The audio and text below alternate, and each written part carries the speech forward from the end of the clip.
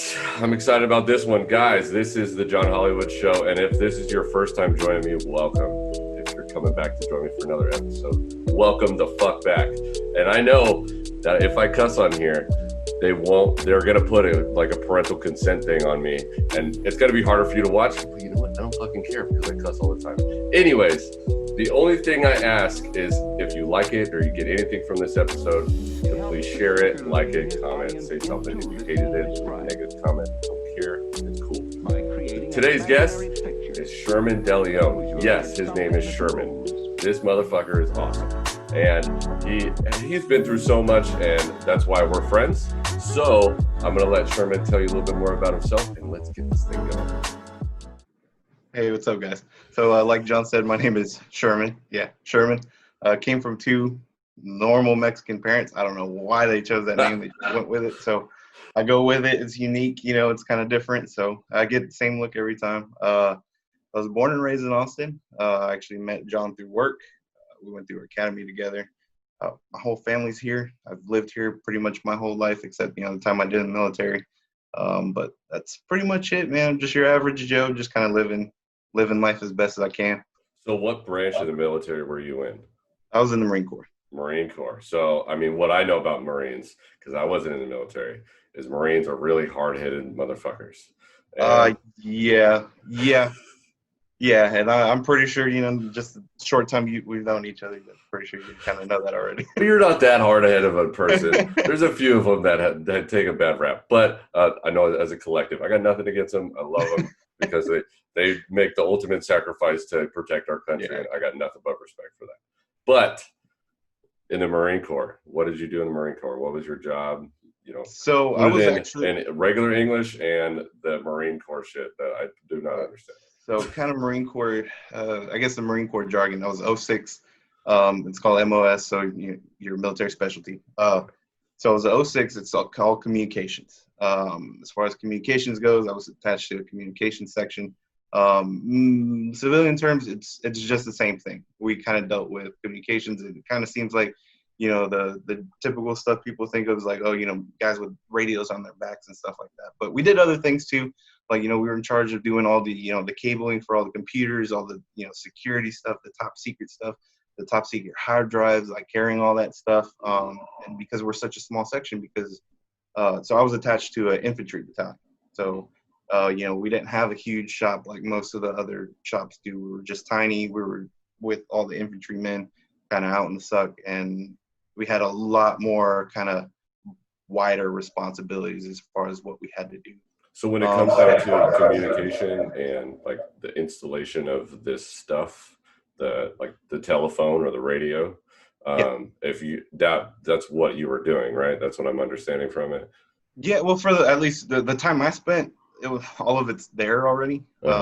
So as far as like application and Warzone, all that stuff, it's been there. So most of the time, I could be quite honest, I never did my job while I was overseas. That's just being straight up. I knew how to do my job, but I didn't have to worry about any type of computer issues because we had guys that handled that. I didn't have to do anything with the radios because we had all that was already kind of set in place. So pretty much we were just kind of there to, something broke, we'd fix it real quick, and then we'd help out all the infantrymen with things that they needed, extra bodies. Of course, you have other attachments, kind of like the security, what we call guard force. Mostly extra bodies for whatever we needed out there. So you're pretty much, we're told to do something, and then the government was like, hey, you know what? We know you were trained to do it this way, but now we're going to assign you to do something else. And you're kicking indoors, so to speak. Yeah. A lot of time that's kind of what happens. And I'm sure, anybody that would be listening to this could tell you do your job as far as you could. And once you were done, like, oh, hey, well, we see you're not busy. Come on over. We could use, we could use your help. Or, hey, I need 4 bodies. So if you had a best way to explain to somebody that had no clue about it, because for all we know, the people that are listening to this are like, I don't know anything about the military. I know I'm listening to this to like really tap into something that's going to help me. If I had to explain your job in the real job you did while you were overseas. Mm-hmm. So the what we actually did, let's see. I mean, There's so much. Like I said, it went from I actually learned what we actually did with all the top secret stuff over there. Mm. So, I knew we had it, hard drives and stuff like that, but I was like, what do we really do with it? Or, you start asking questions like, shit hits the fan. Like, what are we doing with that kind of stuff? So I actually because I asked those type of questions, they actually put me in charge of like, if shit did hit the fan just because we were so small. Like I was the guy, hey, yeah, let's go destroy all that stuff before we can't. So that was like, that was one of my lovely tasks out there. And we did everything from, we went out with the infantry guys on, mounted or unmounted patrol. So in the MRAPs, the big giant fancy trucks, we don't use Humvees out there anymore, Mm-hmm. or at least we didn't at the time we went. So, mounted on the trucks, driving through, small little towns, bumfuck valleys, out in the weed farms, like all that shit. Unmounted, we're on foot, just kind of strolling by, showing face, showing the Taliban like, hey, what's up, dudes? We're here.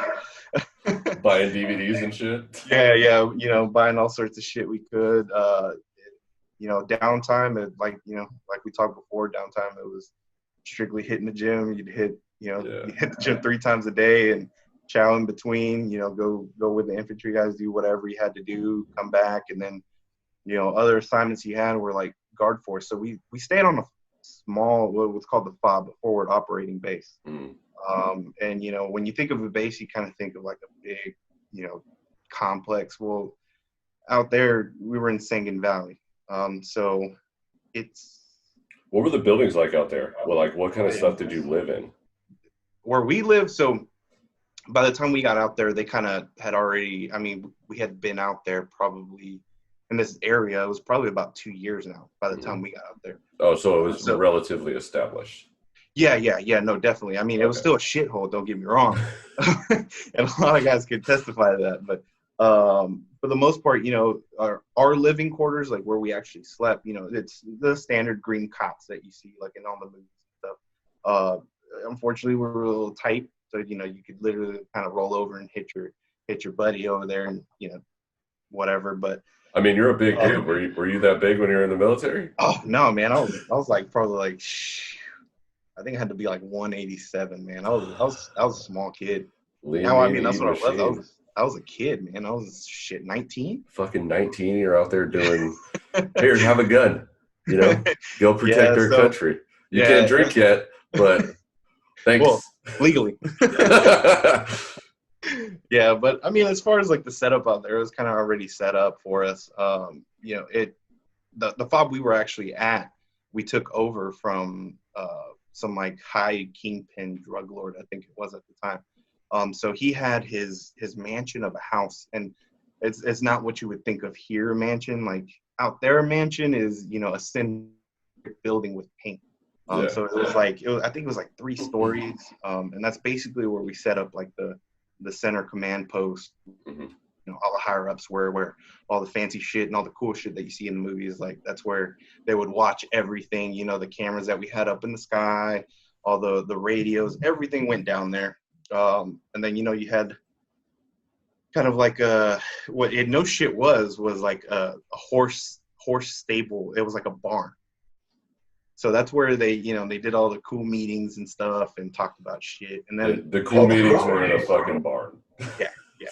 It was decked out. Don't get me wrong. And I think he used the actual horse stables for like I want to say it was like all the officers, the commanding officers and stuff like that, higher ranks basically, because they got a room. They blocked off and kind of mudded up the walls because all those walls were mud. Yeah. As far as like all the enlisted side, we had kind of they took like they're called Hescos, or these giant square barrel looking things, and they just fill them with sand and shit. So they took those and stacked those were to like protect you from debris and the other shit that was flying pretty in much there, from anything.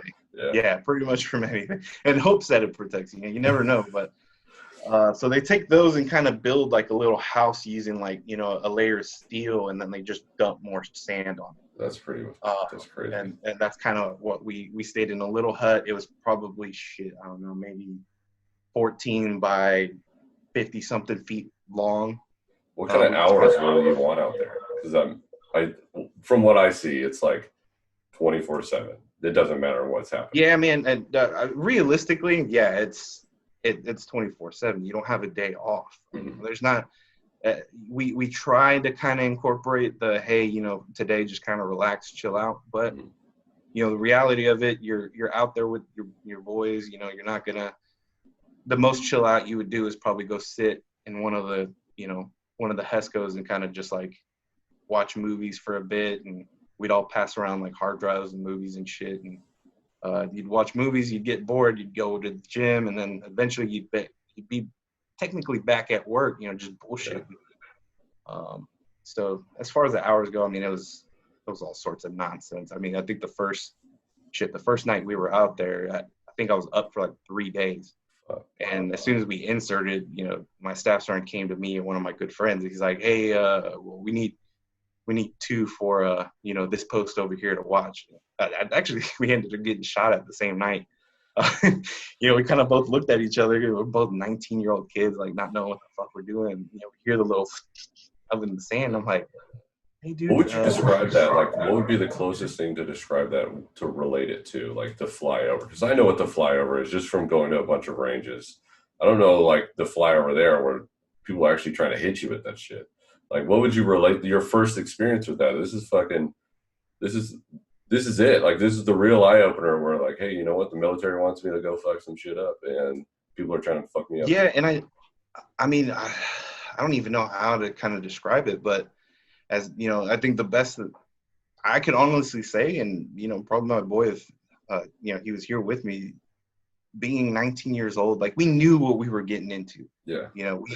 The area that we inserted had already kind of been described as the hottest fucking place we had been in Afghanistan. Like we had heard stories of the previous battalions that were in there, like 134 something injured and 30 something that were killed in action. Like we heard all these horror stories about this area, and at the same time we actually asked to stay in the shitty part of California so we could be with this infantry battalion because we didn't want to go anywhere. Yeah.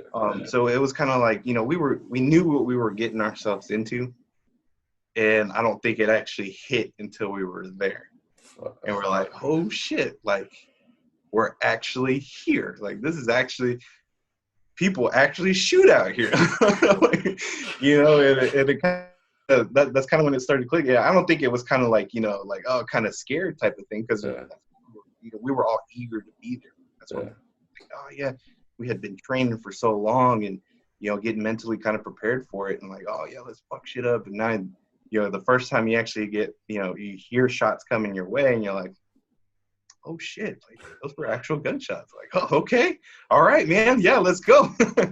Hence the thing I said earlier about fucking hard-headed people. I mean, you guys are just ready to go fuck some shit up. Like, yeah, let's go, Uncle Sam. We're about to go take some fucking people with us.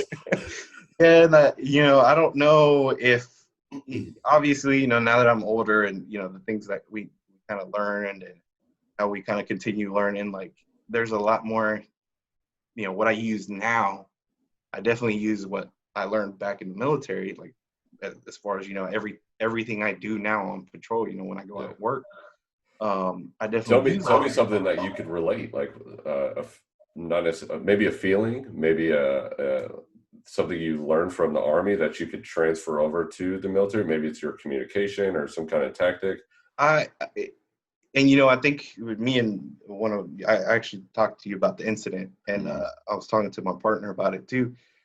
I think one thing I'm sure everybody kind of relates, is that, and I'm really like almost thankful for it, is all that training, and as much as bullshit I thought we were doing, I'm like, oh fuck, this is a waste of time. Like now it's like riding a bike. Mm-hmm. Like shit hits the fan out here. And now that I consider myself a civilian, like, yeah, I'm a veteran, whatever. I'm a civilian. Mm-hmm. I'm a cop. That's all I do. But now out here, when shit hits the fan, and it's kind of crazy because I don't really think about it. I'm working through the motions. it's all second nature now. I don't have to think about, what I'm doing. My body's, it's almost like muscle memory. My body's just naturally kind of doing it. And I've had guys ask me before, like, oh shit, like, hey, I had one of our night shift guys after we had to track somebody down, and then they thought they were stealing, whatever. So it kind of shit hits the fan, and he was behind me, so he's kind of watching me do, he's watching me do what me and my partner that the first two that got there, because I was the second person there, and he's watching us as backup, and he's like, hey, like, like, where'd you get like extra training from? I was like, what do you mean, bro? He's like, were you in the military? I was like, yeah, you didn't know? He's like, yeah. So we start bullshitting about that. He's like, oh damn. He's like, like rookies usually don't have that, those type of tactics, and they're kind of just like generally all over the place, and like can't even fucking get 3 words off in the radio. Yeah. And it's like, no, man. I was like, I guess shit hits the fan. Like, I feel that adrenaline going. Of course, who fucking doesn't? It happens every time. I don't care how seasoned you are. The tunnel vision is slower. Yeah, it's much slower for you. It's going to happen every time. It's just kind of like, how do you control all that? And that's kind of, I guess, one thing that, especially in the Marine Corps, like, from the get-go, day one, you're getting fucking shit thrown at you. You're getting sand kicked in your face. You're getting yelled at nonstop. Like, you're fucking wrong about everything.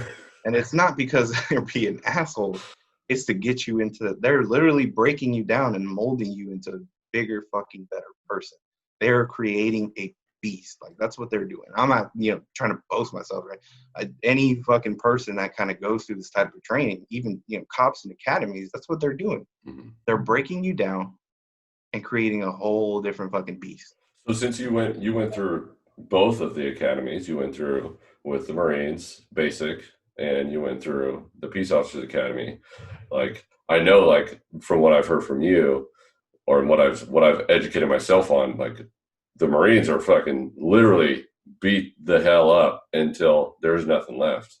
And then, like, hey, guess what? We're going to give you a little bit of sand, one little pebble of sand at a time back, a little bit of confidence. And by the end, you're going to be able to do whatever the fuck we tell you to do, because that's still your job. Yeah, definitely. And that's, that's kind of, it's a mental thing. And we when we went through the academy, we kind of experienced a little bit. And, people that have never experienced it, you could see they were the ones that were breaking down more, like, oh, fuck, I can't do this anymore. Well, it's all a mental thing. Like, it's sooner or later, whatever pain or, mental, physical stress you're going through, sooner or later, it's going to be over.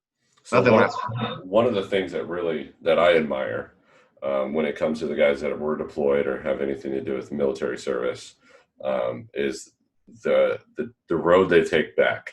And one of the things that I've seen, and maybe you could tell me a little bit more on this, is like, you've experienced so much out there. And I mean, like, that's shit that not a lot of people get to see. And so, like, the stuff you see on TV is not going to fucking relate to what you're actually experiencing in real life. And a lot of it people don't want to fucking see, because it's so graphic, and it's such one of those, a moment or a lot of moments where it's just etched into your brain for the rest of your life. Like, your road back after, how many deployments did you have? So I just did one. One. So your road back after one, what kind of stuff did you have to deal with on, like, a mental basis, or still deal with on a mental basis? Yeah. I mean, there's so much shit, and I'm sure guys can tell you, anybody can tell you the same thing probably. There's just so fucking much. But, depending on where, what you did out there, all that I kind of throw out the fucking window. You're out there. Some guys go through a little bit worse than others, some don't. Everybody deals with their own shit coming back home different. Nobody's the same. As far as kind of some of the shit that I went through, just 2012 overall was a shitty fucking year. So I think probably like the week before I actually ended up shipping out to Afghanistan, before we flew out, my grandmother actually passed away. So, I'm already dealing with, mentally, I know where I'm going. I'm ready to go fucking do what we need to do. but now I don't get to say bye to my mom and my sister that, you know, I'm a mama's boy, and my sister, we have always been really close. And, you know, so I kind of, and then not being able to, you know, go to my grandmother's funeral, stuff like that. So, yeah, emotionally, I'm just kind of I'm already at a loss now, kind of going into it. So, whatever, you know, I got to refocus, get my mind back in the game. And And, 19. you know, 19. yeah. And ultimately, you know, you're kind of like, you're there for your brothers. You're not thinking about yourself. You're there for your brothers. Yeah. So we get out there. Like I said, you know, it was one of the fucking hottest areas in Afghanistan. I mean, there was firefights every other fucking day. We didn't know, you know, which platoon or what squad or whatever was getting into the shit because it was just almost every other day. You could hear it, you'd see it, you'd go out to take a piss in the middle of the night and you see, you know, tracer rounds and shit flying over. It was just kind of, it became a natural thing out there. The tracer rounds, to explain it to people that don't know, it's like a neon light almost that goes through the black sky. Yeah. So the best way to describe it looks like fucking Star Wars. Yeah. Okay. Like that's what it looks like. You'd see it basically burns as it's going through the air. Okay.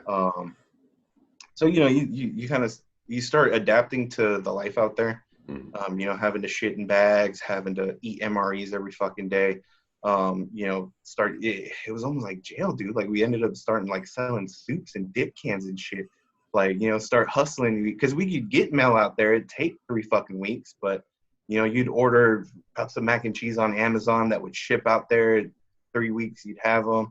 You know, you sell some, you'd fucking keep some.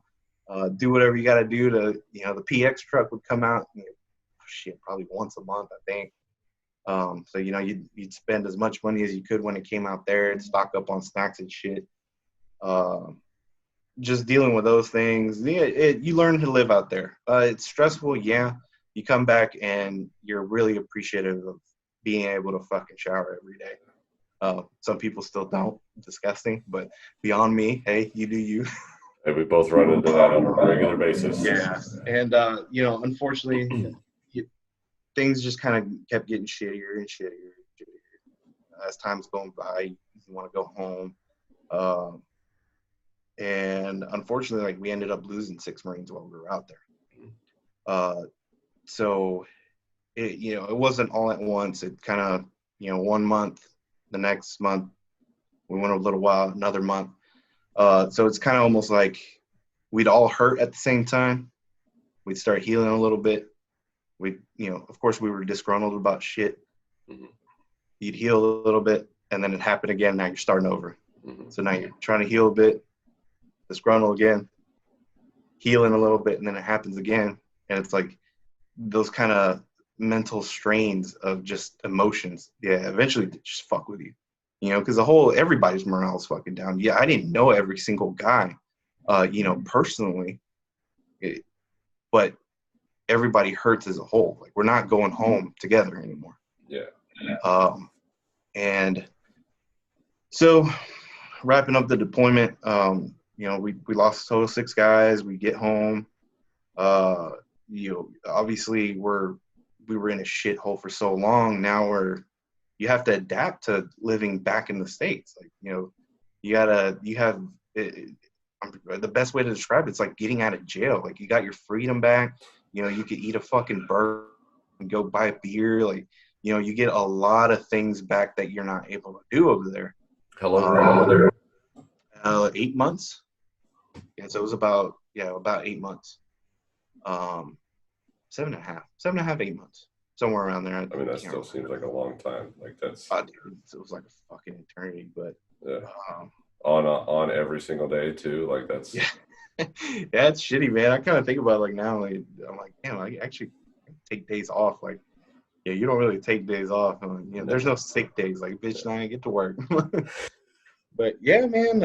I mean, they're coming back.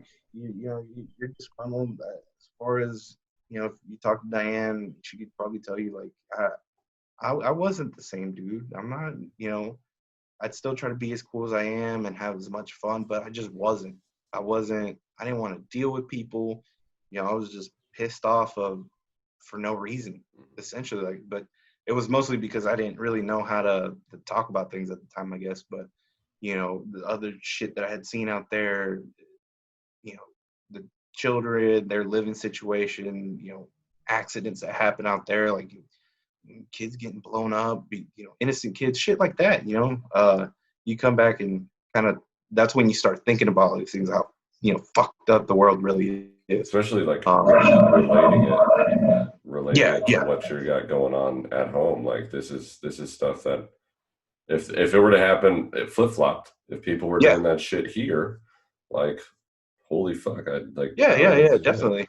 And it's just it was almost like even hearing random people complain about little things. I'm like, Mm. I shouldn't be saying these things, but I ate MREs for fucking 8 months, and you're bitching because they gave you ketchup on your burger, shit like that. I'm sure everybody fucking went through at one point. Hey man, I've gone Yeah. through the drive-through with you at Starbucks, and I've heard you bitch about some really stupid shit. Yeah, and it's like, I mean, you basic ass motherfucker. yeah, I'm like, so many people have different views on things and kind of what they went through and what kind of bothered them coming back. So I'm kind of dealing with that type of stuff, and like really all I want to do is fucking sit at home and play Xbox and drink beer on my time off.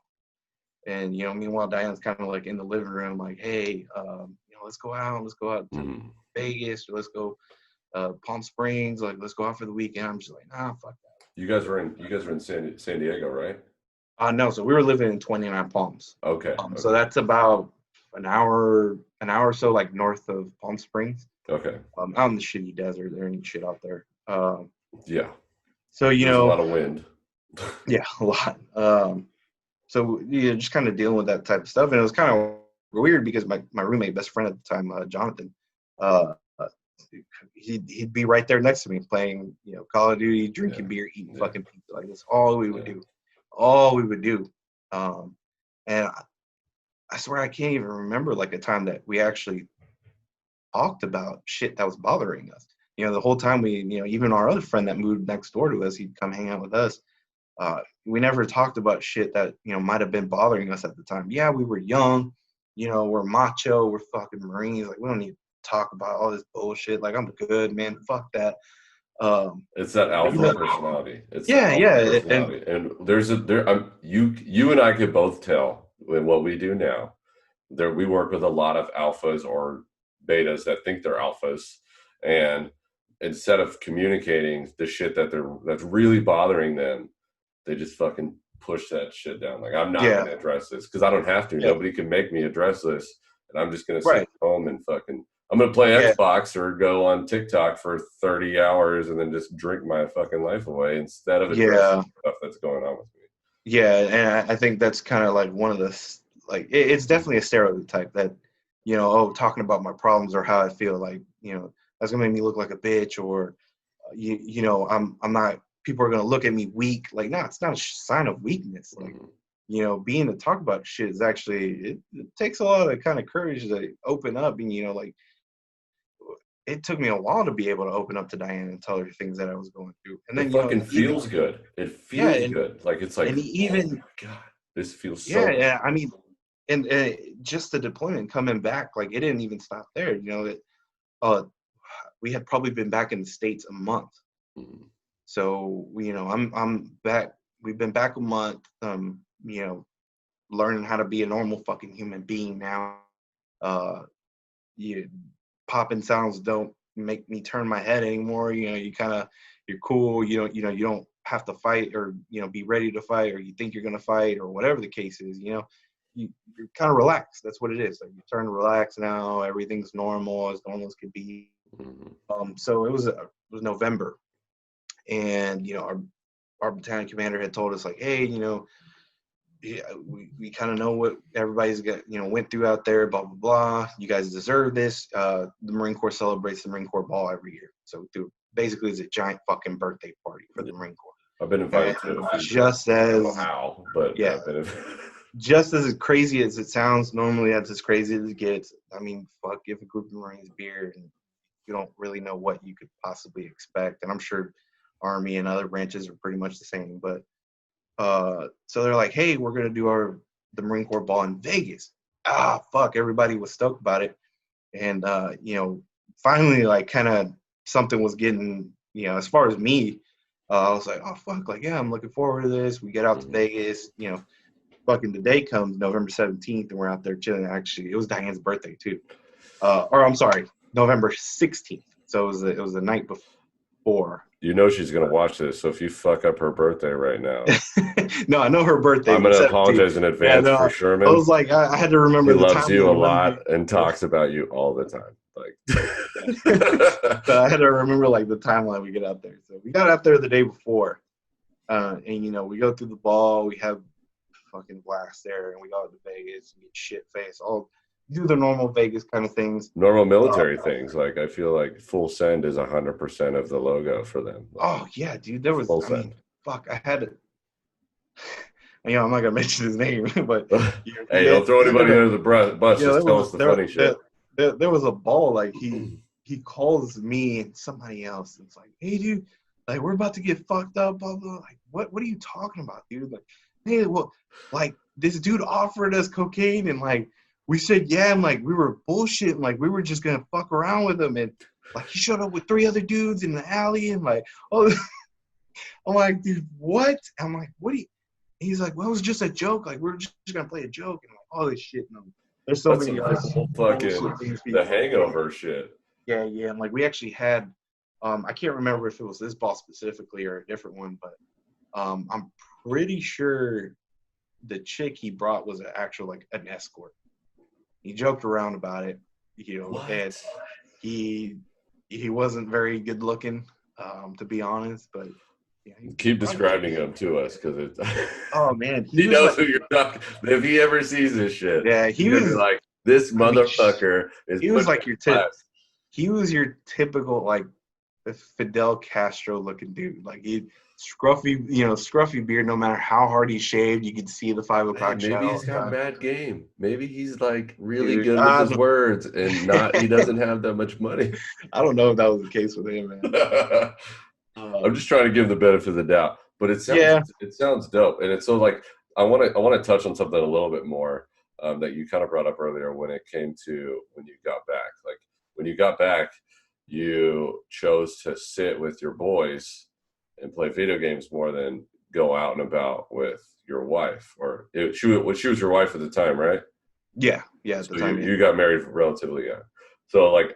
That was just something that I collected from. Do you think it was because like you were just so used to being in the same place and you kind of felt safer there with your dudes while you're at home, or do you think it was like you were just trying to get used to being, you didn't want to go out because you're kind of still not used to being home?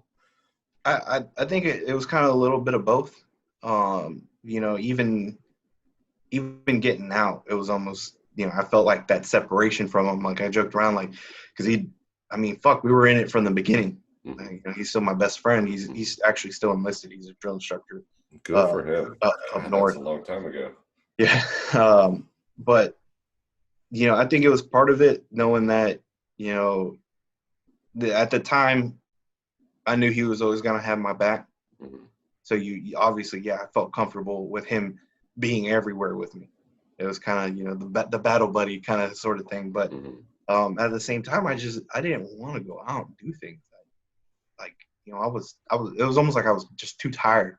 Mm-hmm. Like after doing work for 8 months straight, like I was just too tired. I didn't want to fucking go out. I didn't want to sweat because I've been sweating for the past 8 months. Like I don't want to do anything. I just wanted to stay. As a 19-year-old that doesn't want to go out, like 19-year-olds, especially guys that are relatively fit, they want to go do shit. Yeah, because I think there's got to be some kind of like mental fucking block in there. Yeah, like, I don't want to go do anything. I'm gonna veg out. Like let me eat. Yeah, and now I was 20 at the time. Yeah. So it's I'm kind of maturing, but I just didn't want to, and that's kind of you ask Diane, she'll describe the same thing. Like he didn't want to do shit. He was boring. He wanted, and eventually, she ended up moving back to Texas. Like, she couldn't really find a job out there. And she tried going to school at one of the community colleges nearby, but I know she probably just felt that lack of presence, that attention that she needed from me that I just wasn't giving her. And I realized, it's too late. But I realized I kind of fucked that up at the time. But There's got to be something else there too. Like you got married young as fuck. yeah, Like you're yeah, stereotypical. You're another statistic. And yeah, when she met you, and then when you went and got deployed, and then when you came home, that's a different person. Like no matter what happens, there's the perspective that you gained there, and you brought back with you is going to be different than what you had going into it. It doesn't yeah, matter what training you had. There's yeah, something yeah, different definitely. here. And I actually think she saw probably three. She's probably had like 3 or 5 personalities now. Like three or five different people. Like she saw the kid I was in high school when we met. Yeah. I want to say it was like our junior year of high school. So she met the kid that I didn't give a fuck in high school. Like I didn't. And then she met the one that, okay, now I care about something. I want to join the Marine Corps. Now I need to get in shape. So kind of maturing into that.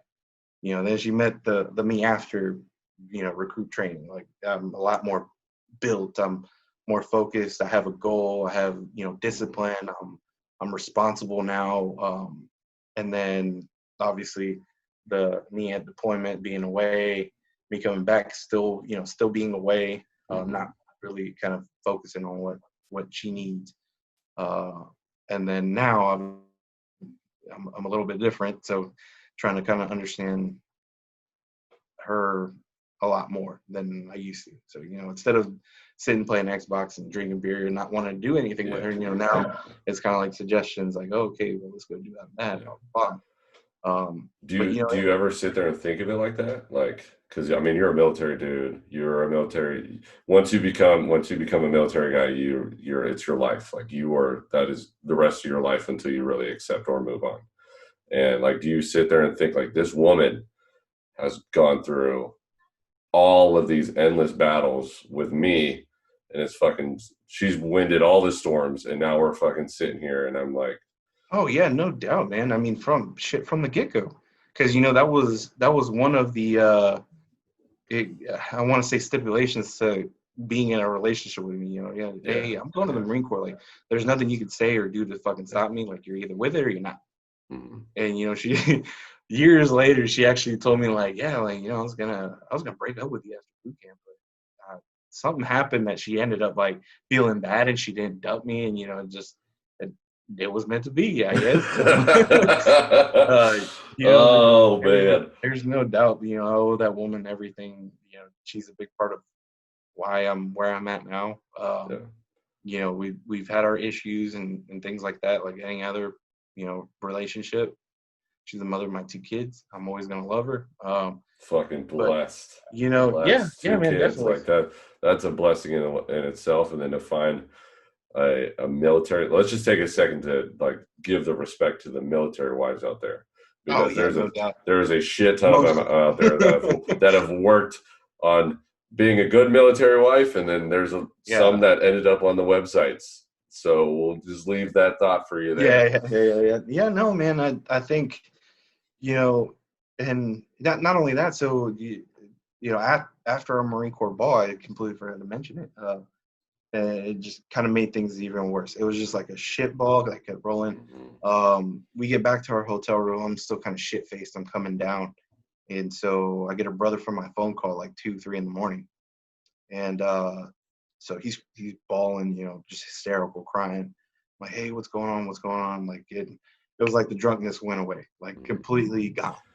You tapped into Um, something else. yeah, so I'm sitting on the edge of the bed, and Diane's up by this point, and she's kind of like, what's going on? And he's like, hey, well, we just got a call that our cousin, his name was Andy, and he's like, he got in a car accident and he didn't make it. And I'm just kind of like, at the time I didn't know what the fuck to think. So I'm just like, you go into like kind of the stereotypical, like, are you sure? Like, who told you this? Like, Yeah. are you sure it was him? Like, who said? You're doubting everything, obviously. So a little bit about Andy. We lived in the same neighborhood. He was a few years younger than me, so we went through part of high school together. It was kind of the stereotypical cousin, like Hispanic cousin relationship where, like, hey, ask your parents if, I could stay the night or you could come stay the night and shit like that. So we grew Hey, up that together. doesn't only happen in Hispanic household, okay? Yeah. That's across the I board. feel like it happens more, but, No, you guys so usually live together. Don't yeah, hate me. that's true. Don't hate me. Don't hate me. Yeah, Yeah. but yeah, so we grew up with this guy, and we had gone through so much shit together too, like, going through teenage years and high Yeah. school years, with one of our other cousins, Junior. He lives out in Bastrop, but um, so we were all kind of hit really fucking hard. This is a kick in the balls, like and there was a lot more shit. I was kind of dealing with because so most of our teenage years, I was kind of we weaved in. I'm not saying I was perfect, but Mhm. I stayed away from things, drugs, shit like that. Like, I was never into like the criminal things what teenagers would do. I wasn't about breaking into people's shit, stealing. I grew up in the hood, so like Right, that right. comes around me And on so a we regular did. I did basis. too. So Shit. it's like I couldn't stay away from it. I lived Yeah, in the same room with it. Like, yeah. I got you. hi brother. Like, if you watch this, I might have just put you on blast, motherfucker. Yeah, but so we grew up together, and I Yeah. typically, I would, in the back of my mind, we would still try to keep, my brother, because my brother and him were around the same age, and Yeah. we would try to keep them kind of like in a straight path, sort of thing. Mhm. So once I left for, recruit training and, the beginning, the first like 2 years, let's say, of my Marine Corps career, he kind of started going off that path. Mhm. So, I'm hearing he's hanging out with people he should be hanging out with, Mhm. doing things he shouldn't be doing. Now he's got issues with his pops and his mom, and like, I can't remember what the fuck it was, but I had heard something that just completely pissed me off. Like, Mhm. something he said, or said to his dad, or I don't remember. Point being, it was, I'm back home on leave, and I had just gotten back. Yeah. So basically, I think I had just came back to pick up furniture in Diane and go back to California. Mhm. And so the timeline sort of say we had just got back. This is before the Marine Corps ball, and I got the news that he was killed in a car accident. So it wasn't enough time to see him. There was not enough time to Well, like I reconnect. that's the thing. I did see him. Oh, okay. So, and this is where the fucked up part of it. And I still think it's fucked up, and I still beat myself up about it. But it was like I saw him at a. I was picking up a pizza for Diana at Cece's, and he was out in the parking lot. So he called my name, and like he yells like, "Hey, Sherman!" Like, I kind of look. I'm like, "Who the fuck is this?" And I walk out, and I see him coming towards me. Now I'm still pissed off about whatever I'm pissed off about, and obviously being disgruntled about a bunch of other shit. Disgruntled And Marine. Typical so, guy. he kind of wanted to sit there and talk and catch up, obviously, because he hasn't seen me.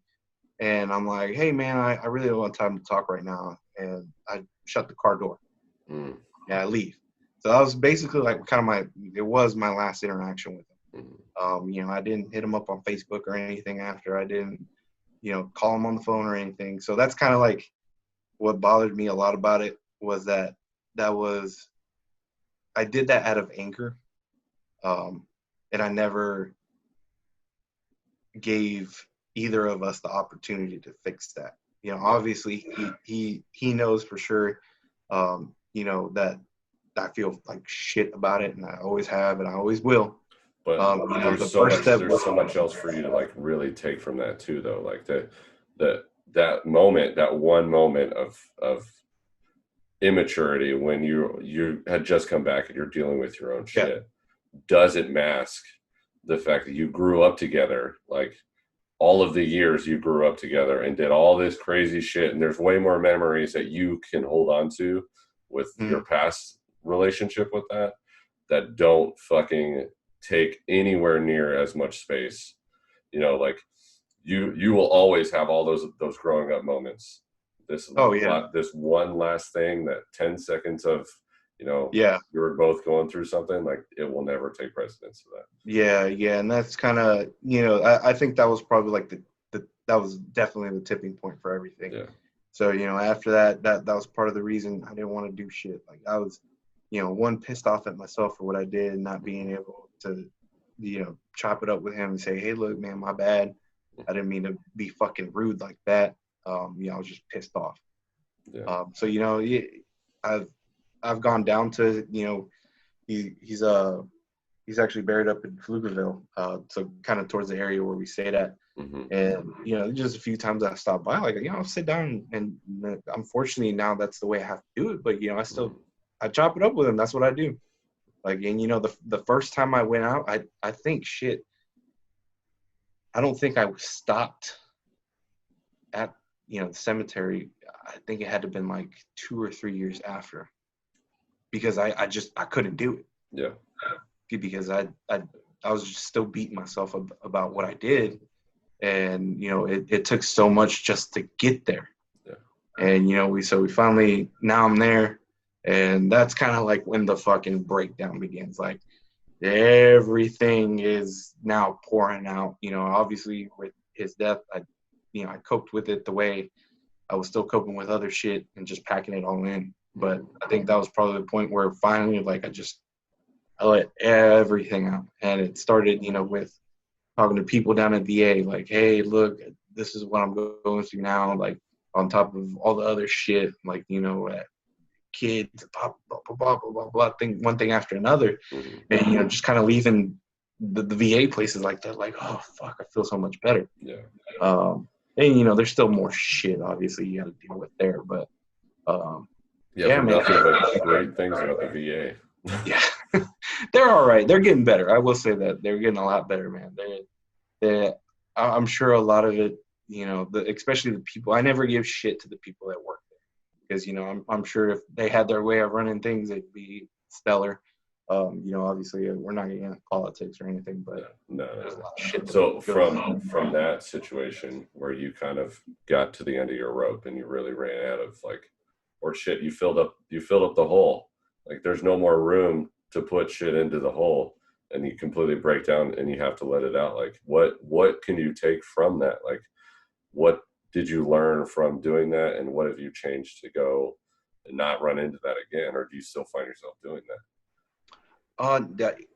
Honestly, I think the biggest thing is, kind of that whole not holding grudges thing. Mm-hmm. Obviously people piss me off every single day. And I'm sure you can think of a handful that have pissed me off before. But, at the end of the day, like, I wasn't going to be like, man, fuck you, like, don't talk to me. Because you never know you never know if that's the last time you're going to see that person. And you don't want to feel that way, the way I felt, leaving it in a shitty mood. So, yeah, and just like I don't think you can think of one person that, if I had to bet on this, I don't think you can think of one person, that I dislike. I'm going to say dislike, but I still wouldn't chop it up with, or at least help them out if they need to. Yeah. And I think that's just one of the biggest things I kind of learned from it was, if you're gonna dislike people, obviously, like, there's gonna be people you Just hate. don't dwell on it.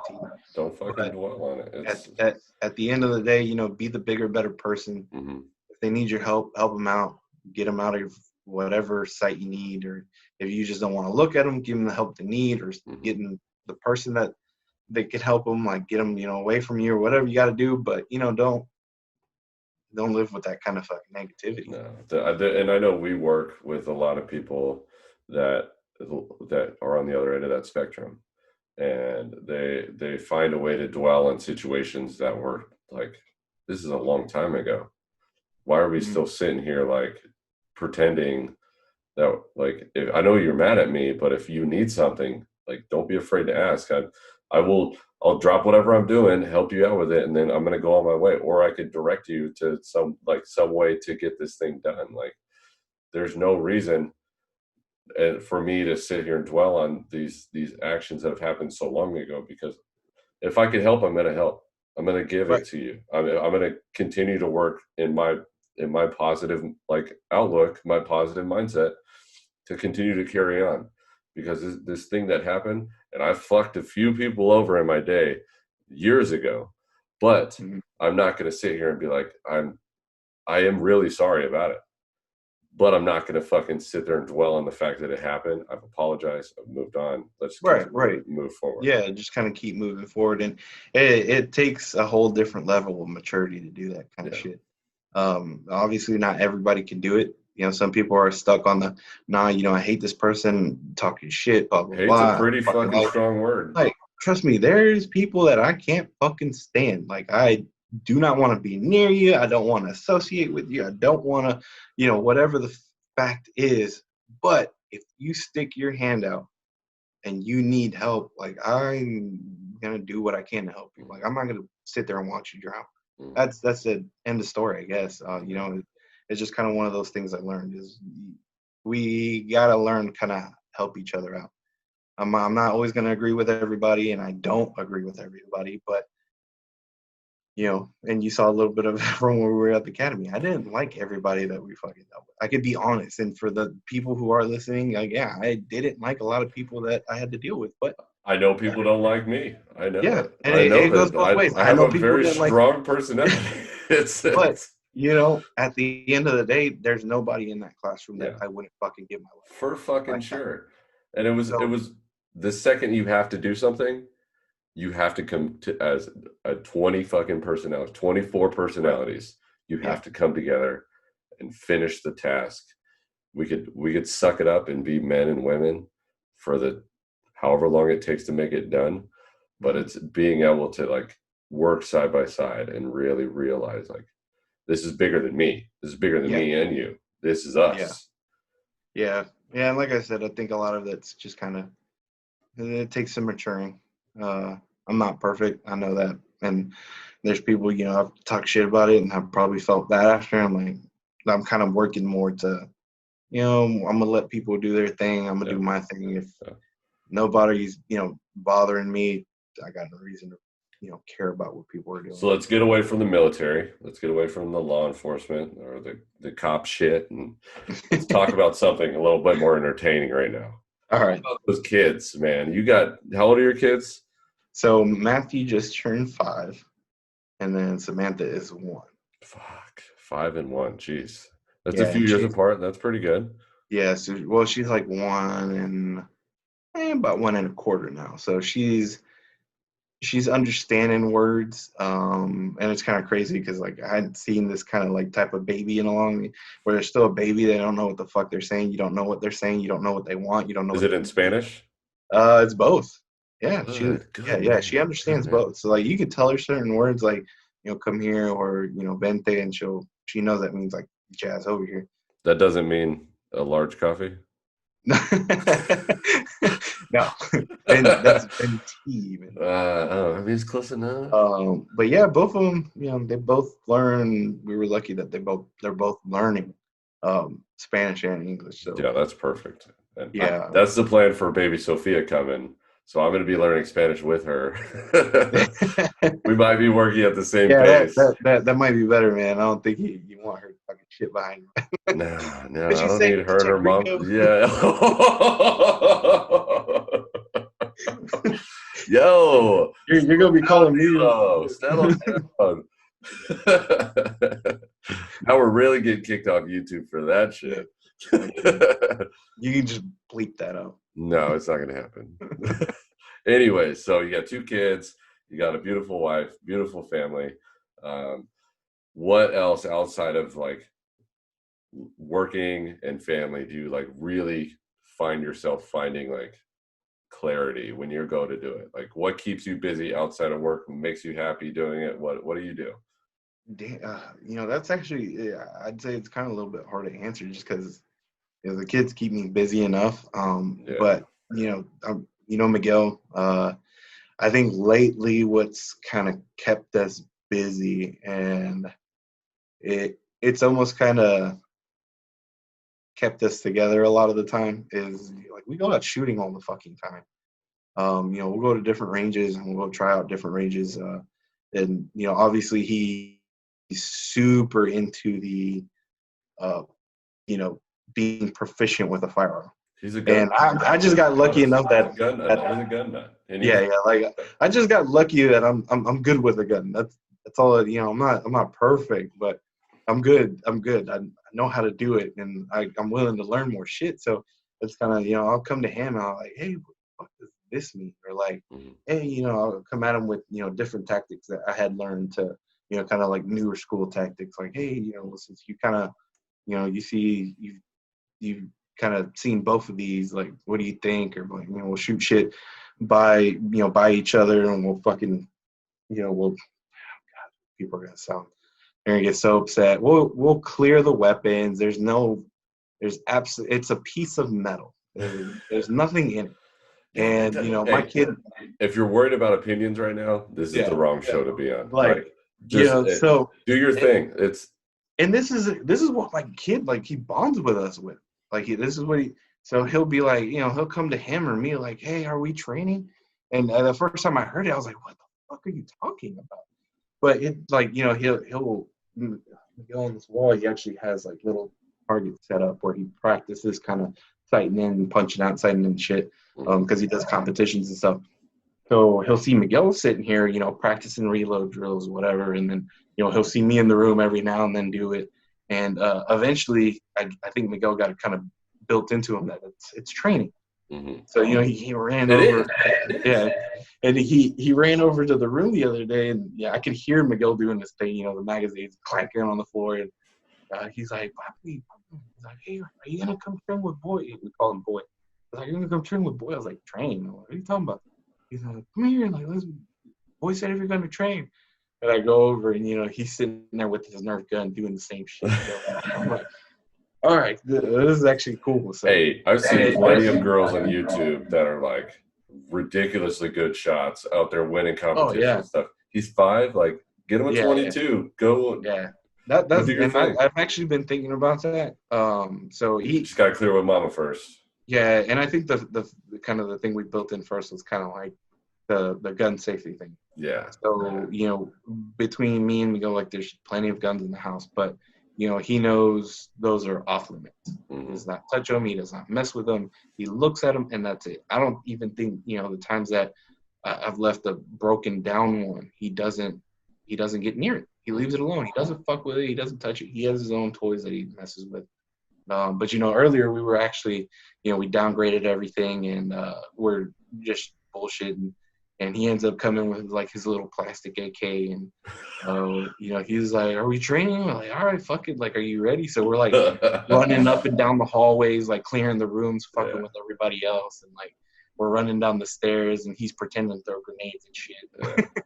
I've done plenty of structured clearing classes or courses, and I've done a few actual live ones, and I ran through it with Jake. Like, I was like, hey, if something happens, like, if you got to clear some shit, I'm not saying you're gonna have to, but if I'm gonna give you a better idea on how we're gonna do this, and I'm gonna teach you exactly how I was taught. And to this day, like, we'll get his Nerf shit still, and like, don't get me wrong, I whoop his ass in the Nerf guns, but this dude's a little bit more tactical than me when he's like, oh yeah, I couldn't imagine too. Like, he even, like, he'll run and like do the whole like knee slide that you see on fucking Call of Duty and shit. God. Like, I'm like, where are you learning this shit from? But he's older. It's COD, Dad. Down, like, he plays. He's more into Fortnite right now, so that's same. Yeah. My kid is in the same boat. Yeah, but he'll ask me to play Call of Duty just so he could sit there and watch. Yeah. And I mean, people are going to have negative opinions on that. Like, it's a military structured game that's very graphic, and I mean, it's a very impressionable child, but it's like, you got to know that this kid is not just like thinking that this is real life. This is a video game. This is not a movie. This is not a documentary. Right. And I think there's just kind of a whole different demographic overall. Like, he's, whether he knows it right now or not, like, he's from a military family. Miguel was in the Marine Corps too. So he went through similar shit that I did, and it's not like we don't care. Obviously, I care what he sees. I care, I keep him away from certain things, but at the same time, like, I'm not going to keep reality from him. I'm not going to be the one to sugarcoat things like, hey, that it's all kind of sunshine and rainbow things. Like, it's not, especially not right now. Right. And so, that's kind of one of the things my dad always kind of instilled in me was, the world isn't perfect and it's not great, and it's going to, punch you in the balls and you just got to keep going with it. Mhm. So I'm just trying to do my best. So far, it's been working. So What's the next big challenge for you? I don't know, man. I mean, Don't fucking tell me I don't know, man. There's there. something going I on in mean, your life.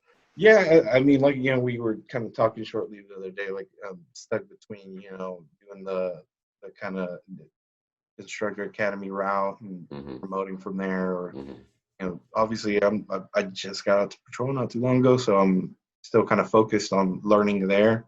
Um, learning until I feel like there's the kind of learning slows down and then probably change things up. Hmm. So There's always uh, something to learn. Always yeah, something to learn. What yeah, about the whole fitness journey? Because I know you brought that up a little bit too. Like you're a strong fucking guy. Like we used to work out together yeah. on a So regular basis. I actually just got with a local coach here in Austin. So we're actually going to be starting June 5th, I believe. Now that all the gyms I are think open. it's next Friday. Yeah, next Friday. You ready So for it? You ready to like really dive into that shit? yeah. I think right now, since like I mentioned, some of my goals are kind of I'm essentially just time to go by. There's can't do anything to speed up time.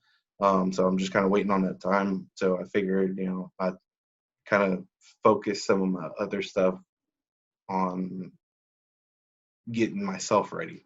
Yeah. So the physical fitness side of it. So I kind of look forward to doing that.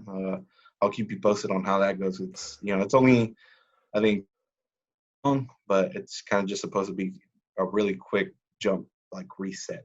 Yeah. So Yeah. looking No, forward to it. plenty of time in that space of Yeah, really diving into focusing on like body and physical fitness, and that really clears up a lot of shit up here too. Like yeah, if you're definitely. if you're battling with things, it's going to come to surface, especially Yeah, in that time when so much has changed. Like you can't just go through McDonald's every time you want something to eat. Like you got to devote your time and energy and routine, yep. and like it changes your family's routine too. Because as much as Oh yeah, you want to like not think it does, like they got to fucking be around you. And yeah, they got to see you put in this work, and they got to see you put in the work at home too. And like if you're used to cooking dinner for them, you're now cooking for dinner just for them, and the stuff that you cooked for your meal preps is probably what you're stuck to. But yeah, it's a huge commitment there, and I got nothing but respect for that too. Like yeah. it's I've been in my shit for a long time, and it's one of those you got to fall in love with the process, and like Yeah, no gym really fucking sucks. it But did, man. I mean, it's still kind of sketchy, but I'm like, fuck it. Like, I've been out since this. We all still operating as close to normal as it could. If yeah, I haven't gotten it yet, yeah.